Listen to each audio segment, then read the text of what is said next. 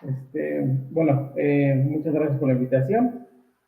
Vamos a empezar a lo que es tendencias de monitorización respiratoria. Me gustó mucho el subtítulo que le dieron los organizadores, que es lo que enfermería debe de saber. Principalmente, ¿qué debe de saber enfermería? Pues no es otra cosa más que aprender a manejar este tipo de pacientes.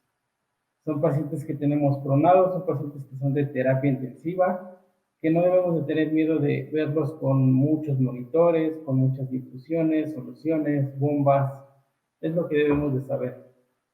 Tener en cuenta que el ventilador, pues es nuestro aliado, no es un enemigo, como muchos en alguna ocasión lo vemos, que le tenemos miedo, no sabemos para qué es, no sabemos por qué tantos números.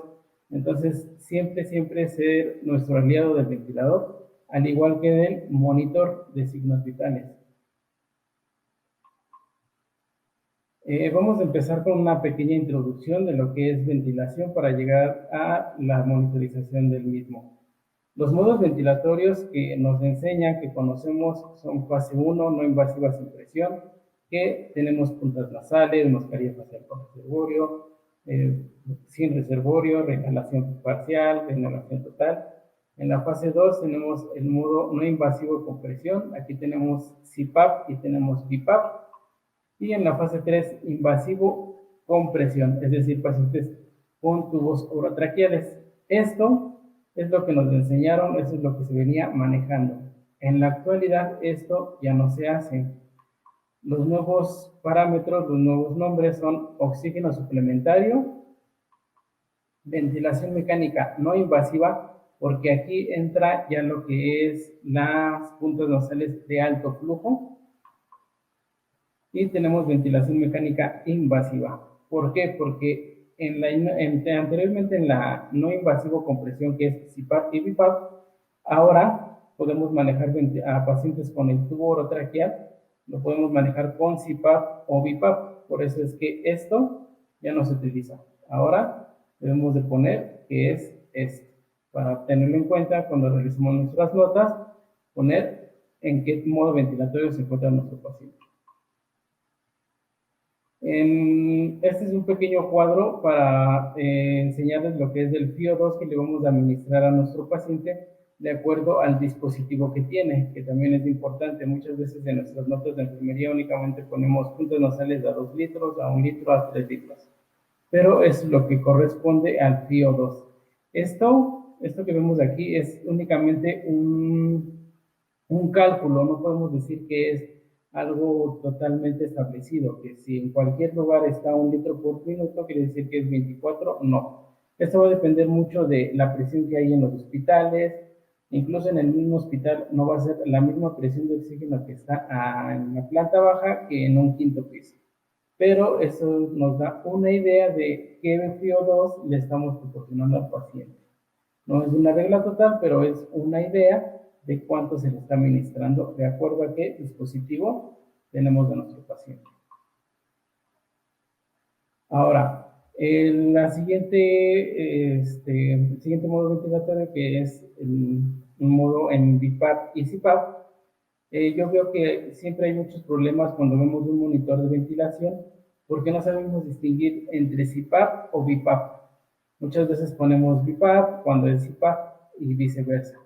Rápidamente les voy a dar un tip muy práctico, sencillo, como su nombre lo dice. Aquí tenemos dos pantallas de dos ventiladores diferentes. En pues tiene acá CPAP, ¿no? Y podemos decir y adivinar rápidamente qué es CPAP. Por medio de aquí, de estos números que tenemos acá abajo, nos dice que es un CPAP. ¿Por qué? Muy fácil la diferenciación. Cuando hablamos de BiPAP, como su nombre lo dice, Bi son dos presiones. CPAP únicamente va a tener una presión. Entonces, en CPAP decimos que únicamente tiene una presión y aquí la vemos. Esta es una presión, es además del oxígeno, es la rampa y es el fry. Este únicamente es PIP, que es la presión que nada más manejamos. CPAP, una presión. Aquí observen, esta es otro pantalla de otro ventilador. Aquí lo tenemos y nos dice si es CPAP o BiPAP. Pero con lo que les acabo de decir, tenemos IPAP es de una presión, EPAP es de otra presión y las demás, si observamos, no son presiones. Entonces, en automático, como tenemos dos presiones, sabemos que este modo ventilatorio es BIPAP, porque tiene dos presiones. ¿Sale? Entonces, para que aprendan a diferenciar, cuando un monitor está en CPAP o BIPAP, básicamente es por estas dos reglitas. Ahora, nos vamos a ventilación mecánica invasiva. La ventilación mecánica invasiva, hay muchos modos ventilatorios. Los básicos que nos enseñan es el CPAP, la ventilación con presión de soporte, el SIMB, que es ventilación mandatoria intermitente sincronizada, y la ventilación mandatoria controlada. Ajá. Esos son los cuatro básicos que nos enseñan, con los que manejamos, pero hay una taxonomía de la ventilación en donde ahí describe todos los tipos y modos ventilatorios que existen. En la actualidad existen más de 350 modos ventilatorios. ¿Ok? Todos esos modos ventilatorios están englobados en esos cuatro, por eso es que siempre nos enseñan estos cuatro.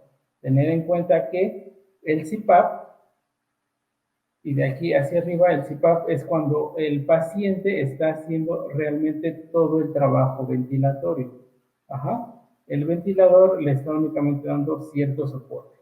Si nos vamos hacia arriba, tenemos que hasta el final hay la ventilación mandatoria controlada, donde el ventilador está haciendo totalmente todo el trabajo. El paciente está totalmente sedado, totalmente manejado por el ventilador. Hay otra ventilación mecánica que ahorita está muy de moda, es muy nueva, no se encuentra en esta gráfica, pero es una ventilación neuronal, así se llama. Es por medio de un mismo ventilador, se coloca un tipo de sonda nasogástrica que va a detectar las funciones nerviosas del diafragma, perdón, y a la hora de que el diafragma empiece a recibir las funciones nerviosas del cerebro que le dice vamos a respirar, en ese momento lo detecta el ventilador y el ventilador manda la respiración.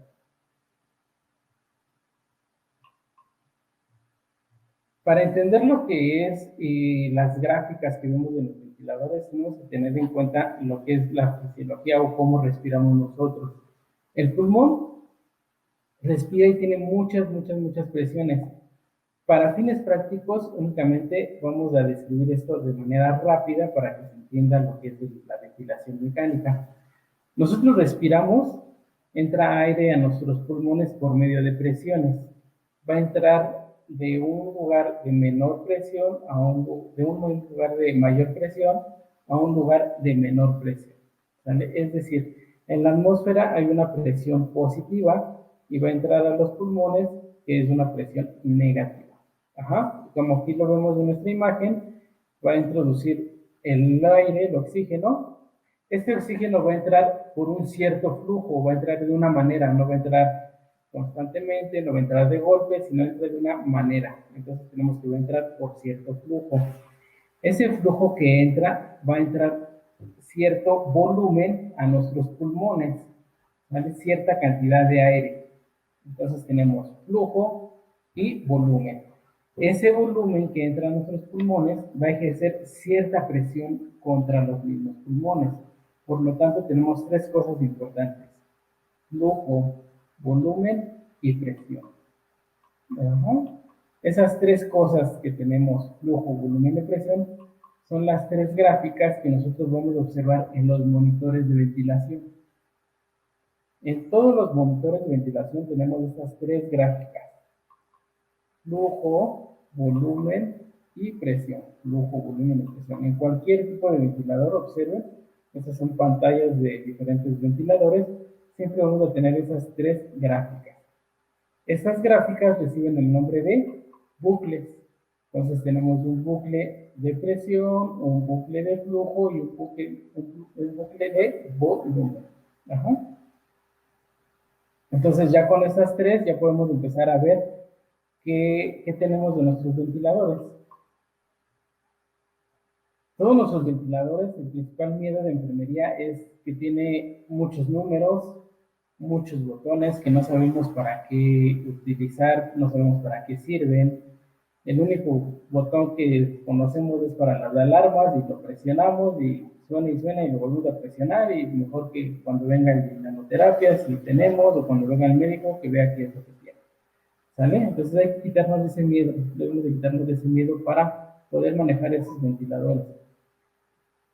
Les digo, tienen muchos números.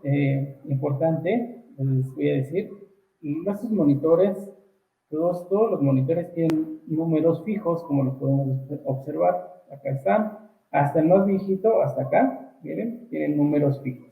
Esos números fijos que tenemos nosotros son los parámetros que nosotros le estamos diciendo al ventilador que haga.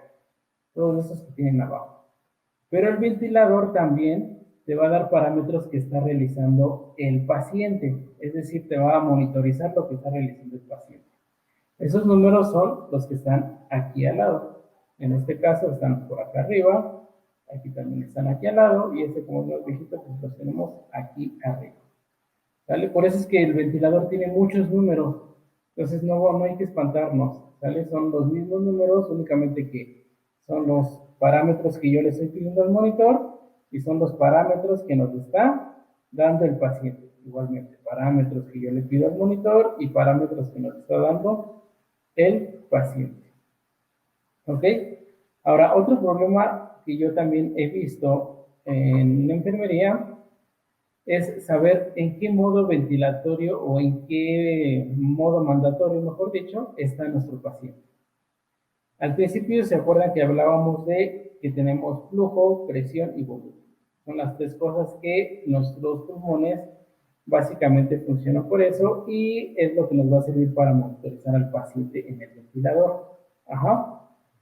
El ventilador nosotros lo podemos programar ya sea por presión o por volumen.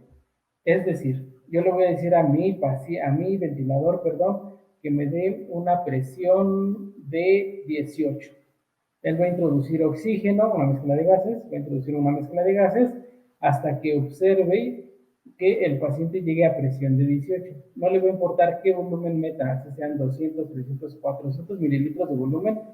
Tú le dijiste que va a ser por presión, entonces él llegando a 18 de presión va a dejar salir el aire. En volumen es lo contrario, ¿no? Obviamente a él lo que le importa es meter volumen, va a meter volumen, así llega una presión altísima, tú le dijiste que va a meter volumen, entonces tiene que tener un volumen el que tú le hayas programado. Muchos ventiladores no tienen el nombre si es presión o si es volumen, que es importante también ponerlo en nuestra sábana. ¿Cómo vamos a diferenciar si nuestro ventilador está controlado por presión o por volumen? Dirán, pues muy fácil, ¿no? Aquí arriba lo tenemos, aquí dice presión y aquí dice volumen. Pues esa es una forma, sí, pero si nuestro ventilador en la parte de acá arriba ya no tiene nada, o incluso si es de otro país, como ahora, digamos, en nuestro caso, en el hospital donde yo laboro, pues nos llegaron ventiladores chinos, y acá pues obviamente todo en chino, ¿quién va a saber mandarín? Lamentablemente nosotros no, pero pues con estas gráficas, que es la importancia de esta clase, aprender a leer estas gráficas, vamos a saber si es volumen o presión. Y es muy sencillo. Perdón. Aquí en observen. Si yo no tuviera esto, yo les digo que el ventilador les va a dar, lo van a calcular por presión o por volumen. Observen aquí, este es el bucle de presión, este es el bucle de flujo y este es el bucle de volumen. Observen qué pasa con el bucle de presión. Sube y aquí en la depresión, en el bucle de presión, hay una meseta. En volumen no, observen, pareciera una montañita. Entonces, si la meseta se encuentra en el bucle de presión, quiere decir que nuestro paciente o nuestro ventilador está controlado por presión. ¿Ok? A diferencia de si fuera por volumen. Observen. Ese es el de presión, pero vean, en presión no hay ninguna meseta. ¿La meseta dónde está? En el bucle de volumen. Por lo tanto, este ventilador está controlado por volumen. ¿Observaron? Y así de sencillo, observando nuestras gráficas, sabemos si nuestro ventilador está controlado por presión o por volumen, que eso también enfermería debe de estar siempre al pendiente, porque algunas veces cambian, vemos los parámetros, siguen igual, vemos que sigue en asisto control, pero nunca nos percatamos de que lo que cambió fue si fue por presión o por volumen. Ok, ya sabiendo eso, vamos a entrar de lleno a leer estas gráficas, que es lo que les digo, lo importante de esta sesión, es que aprendamos a leer estos bucles. Ajá. Entonces, en ese primer bucle, observamos que está nuestro ventilador, suene y suene y suene, y aquí como buen enfermero dijimos, no, pues pausamos las alarmas, y aquí vemos, ¿no? Ya están pausadas las alarmas. Pero, ¿qué está pasando? ¿Por qué está suene y suene nuestro ventilador? Aquí les subrayé lo que son 3 parámetros. El primero, observen el PEP. ¿Se acuerdan que yo les dije que aquí abajo son los que programamos y aquí de este lado lo que le está dando el paciente, lo que el paciente está haciendo?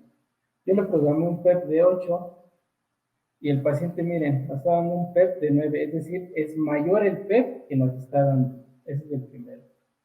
El segundo, observen, aquí nuestra línea de flujo no está a partir de 0.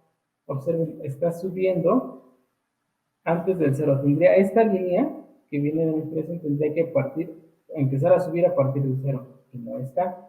Y aquí observamos que en nuestro volumen está haciendo una desaceleración. Ajá. Con estos 3 rubros, ¿qué queremos decir? Que hay un acodamiento de nuestro circuito. ¿Sale? Nuestro circuito puede estar doblado o incluso el tubo orotraqueal puede estar doblado. Por eso es que al estar doblado está ejerciendo una mayor presión, por eso es que nuestro PEP se está elevando. Y esto en nuestros bucles de volumen y de flujo está sucediendo, ¿no? Que no llega totalmente a 0 y sube antes. Ajá. Entonces, si tienen un PEP mayor, si nuestro bucle de flujo no está llegando a la línea basal de 0, es que hay un acodamiento. A diferencia de acá, vamos a ver esta otra gráfica. ¿Vale? Aquí que tenemos.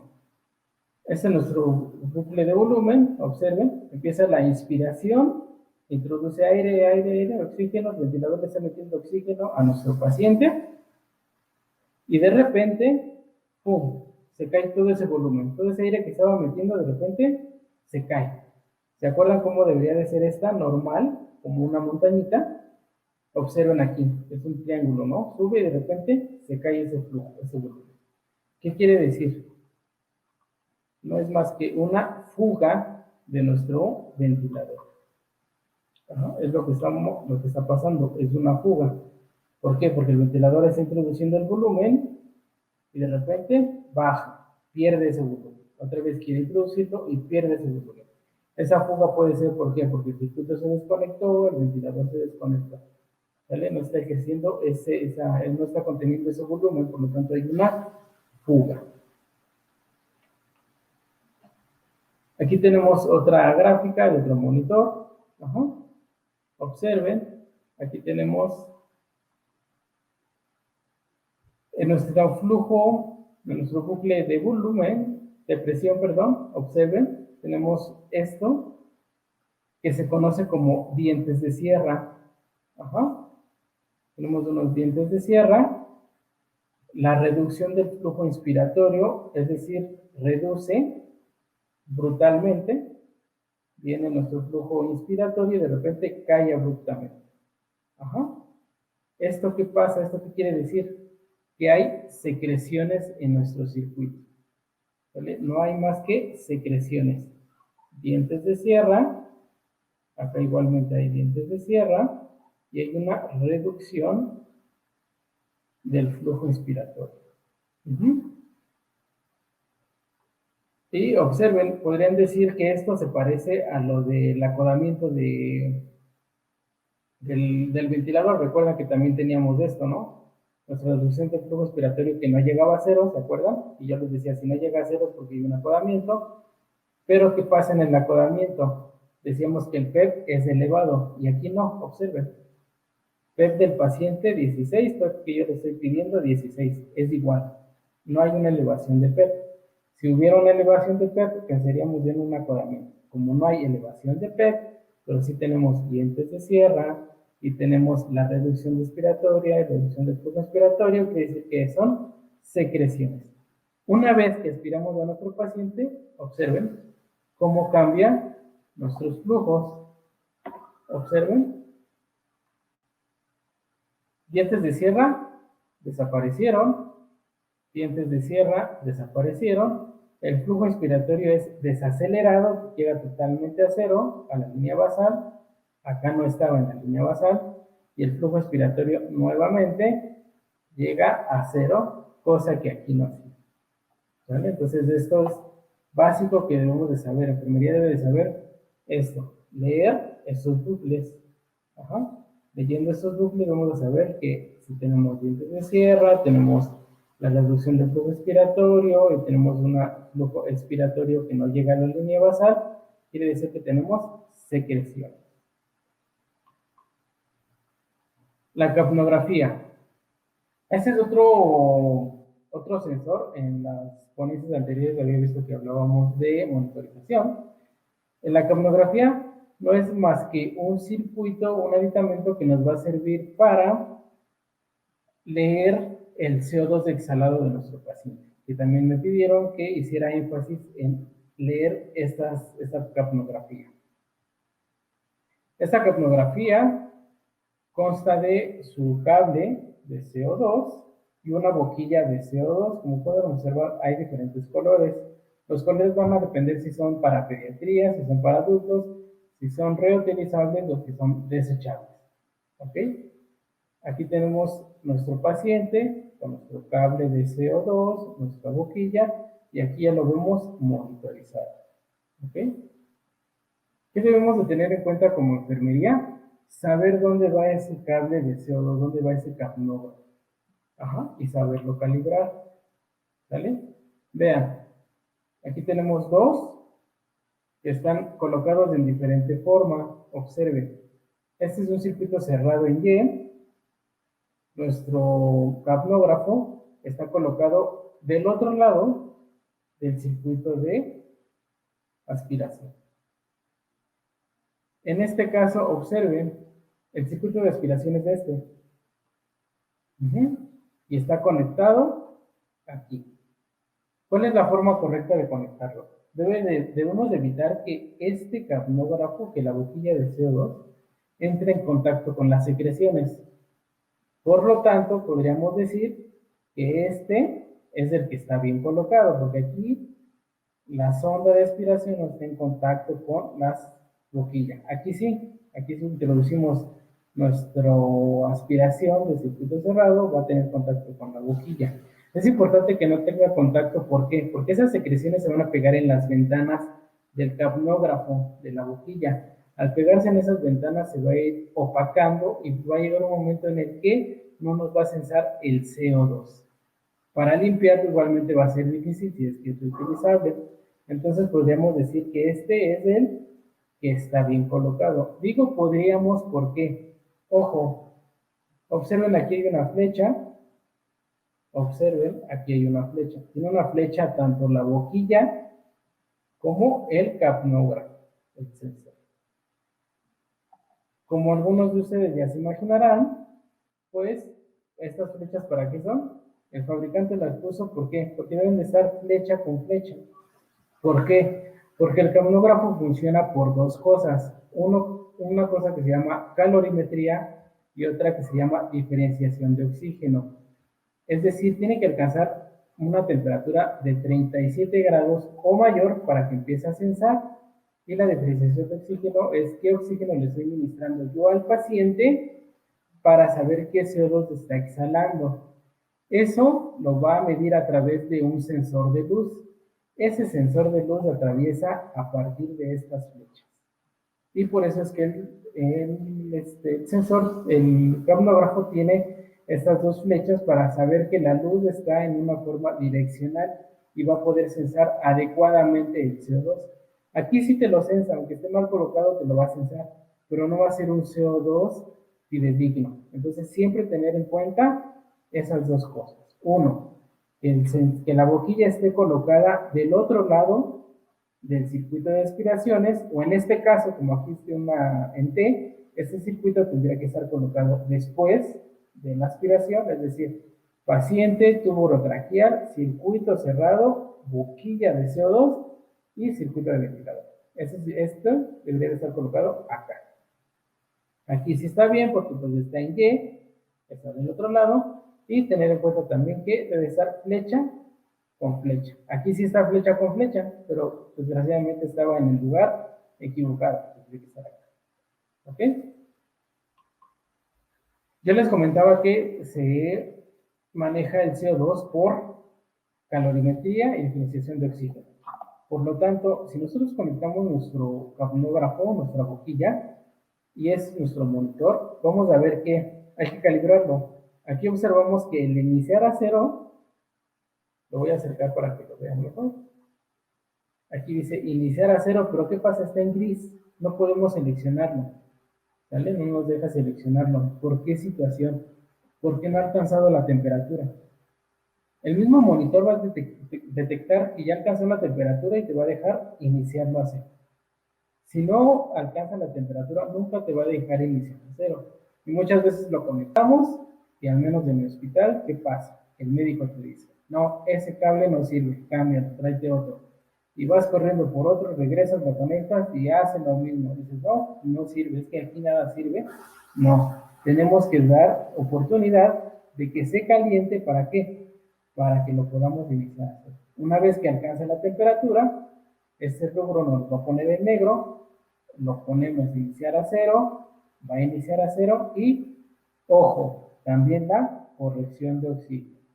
Yo les decía que funcionaba por calorimetría, que ya lo hicimos, ya requerimos la temperatura, y diferenciación de oxígeno. Yo le voy a poner el oxígeno que le estoy dando al paciente, es decir, el FiO2 que le está administrando el ventilador, se lo voy a poner aquí. Entonces, selecciono y me va a aparecer la ventana donde va, para que yo elija qué FiO2 le estoy poniendo. Si está al 40%, le pongo 40%. Si está al 50%, le pongo 50%. Y si a la media hora le bajaron, estaba en 50 y a la media hora le bajaron a 30%, yo voy y vuelvo a calibrar mi CO2 para que tenga un CO2 real. ¿Ok? Ahora, importante, saber leer la, el, la capnografía, es decir, este bucle de CO2. Este es lo normal. Esta es una gráfica normal de CO2, que es un cuadrado. Tenemos una fase de inspiración, una fase de expiración. Obviamente en la inspiración no vamos a tener CO2 porque estamos inspirando, está entrando oxígeno. En la expiración es cuando sale el CO2 y vamos a elevar, ¿no? Va a elevar el CO2. El CO2 normal es de 35 a 45. Ya sabiendo esto, entonces vamos a saber que esta es una gráfica normal. Cuando tenemos un CO2, una plana, es decir, no tenemos CO2, no hay CO2 que censar, está extubado, o bien puede ser que a la hora de que se intubó, fue al estómago, ese tubo está en el estómago, no está realmente en la tráquea, está en el estómago. Entonces también importante a la hora de realizar la intubación, siempre tener un capnógrafo a la mano, conectar el capnógrafo al tubo orotraqueal, que es una forma de saber si está el paciente intubado o está extubado.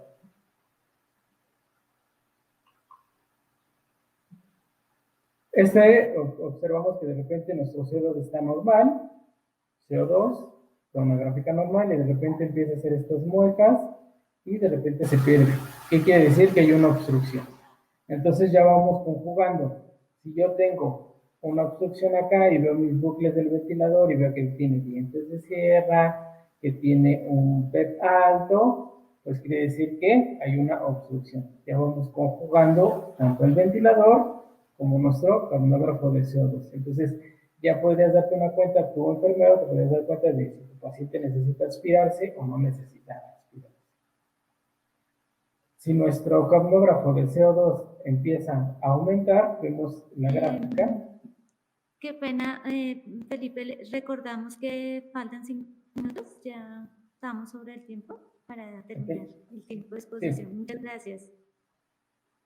Bueno, vamos un poquito más rápido, ya casi terminamos.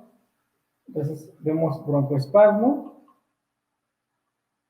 hipoventilación, nuestro capnógrafo de CO2 va aumentando, al contrario, hiperventilación va disminuyendo, y cuidados de enfermería, ¿ok? ¿Qué cuidados de enfermería debemos de tener?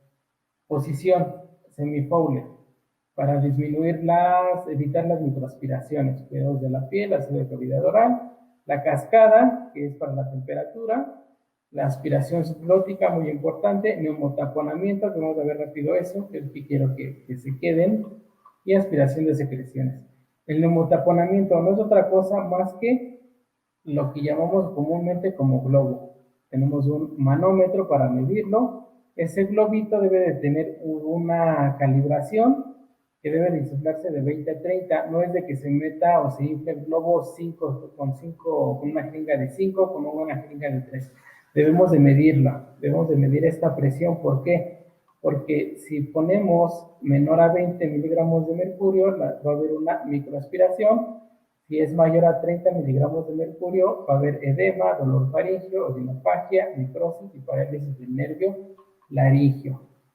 Aquí observamos, aquí introducimos el manómetro, insuflamos y se va insuflando el balón, y aquí nos dice a qué nivel está, cuánta presión tiene. ¿Me puedes decir que esto no hay en tu hospital? Muy sencillo, lo hacemos de forma artesanal. Observe. Nuestra jeringa de este lado tendría que ir para insuflar el neumotaponamiento, y aquí lo vemos con un Bauma, cortamos un Bauma y aquí medimos rápidamente. Elegir el circuito cerrado adecuado de acuerdo al número de tubo orotraqueal. Aquí nos presenta una gráfica. Ese es el número traqueal y ese es el número de circuito cerrado que le corresponde, que también tenemos muchas fallas de ahí para elegir. También la aspiración debe de ser de acuerdo a la edad. En neonatos debe de ser 80 a 100 miligramos de mercurio. Debemos estar programados de ese vacutrón, de esa succión de nuestros vacutrones. Debe de estar, si es de neonatos, de 80 a 100.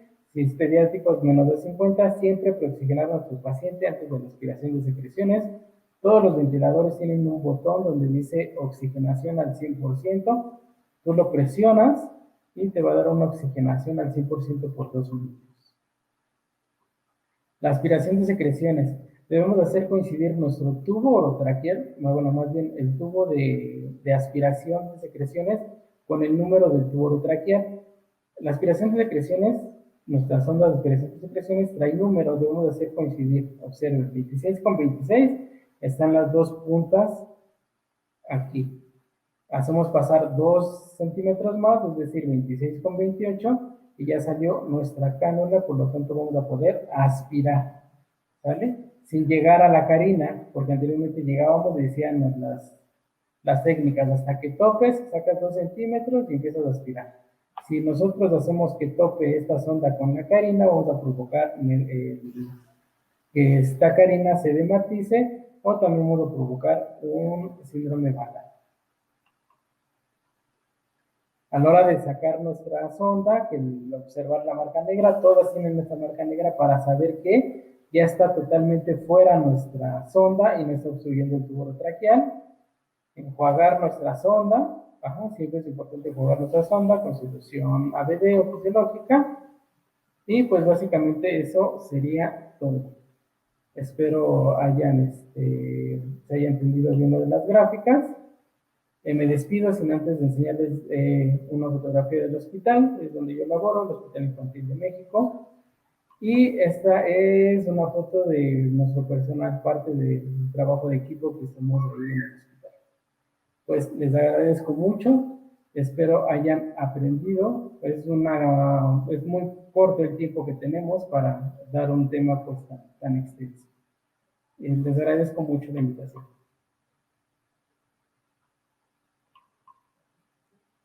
Listo.